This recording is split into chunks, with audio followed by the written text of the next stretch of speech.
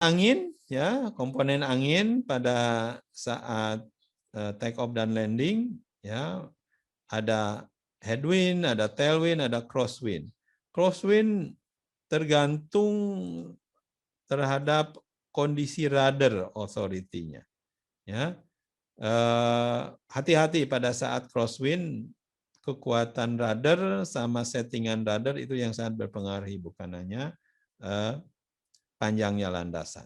Kita lihat kondisi pada saat masalah pada saat landing atau take off nih ya. Pada saat ada side wind.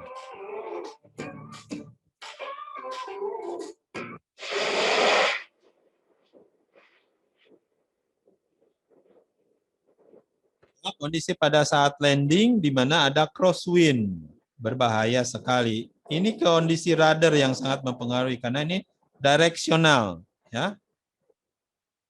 Kita lihat, ya, kondisinya pada saat landing ada angin, side wind.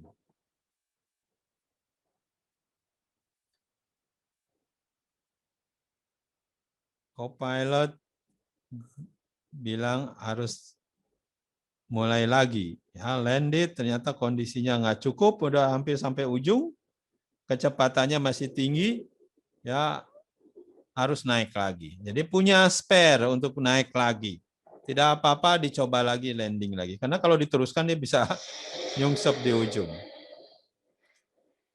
Nah, ini angka-angka kecepatan ini penting sekali pada saat landing ada side wind.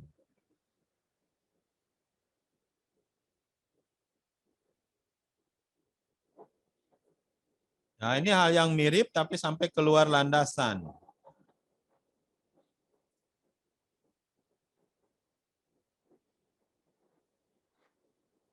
Ya, kecepatannya masih oke, tapi ternyata nggak bisa terkontrol sampai dia keluar.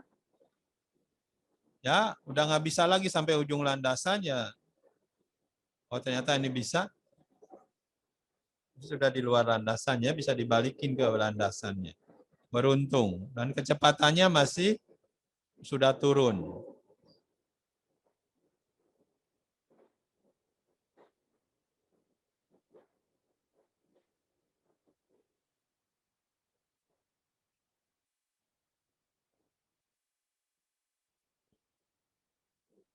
Ya, ini landasan banyak side wind-nya ya. Ya harus take off lagi.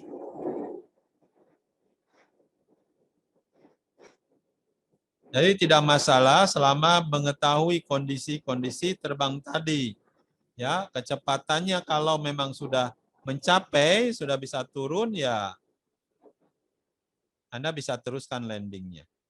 Ya, seperti ini kecepatannya sudah cukup pelan sehingga masih oke untuk landing. Oke, itu kondisi-kondisi performansi pesawat pada saat take off dan landing.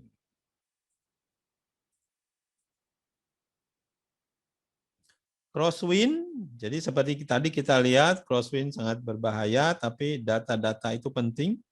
Ya, kestabilan pesawat penting secara direksional dan juga kemampuan pilot tentunya pada saat dia mengontrolkan.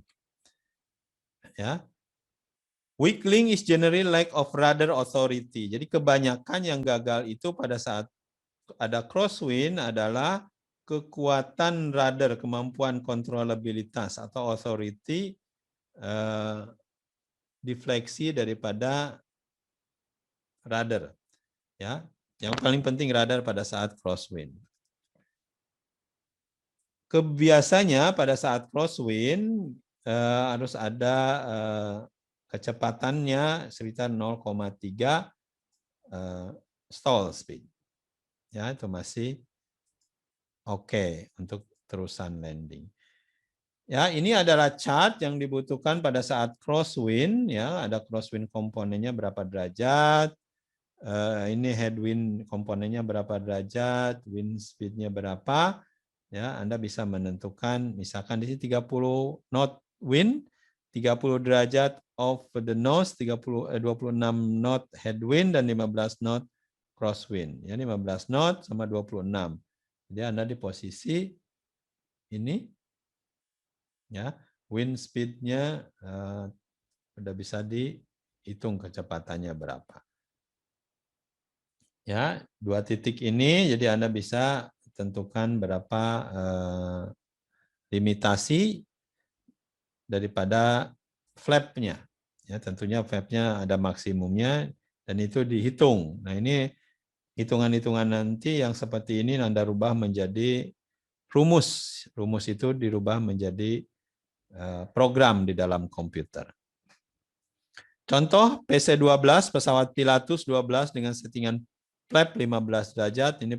Ini grafiknya yang bisa Anda gunakan dan ini hitungan-hitungan, contoh hitungan-hitungan ini. Ini nanti data-data ini Anda coba gunakan untuk bikin program komputernya ya.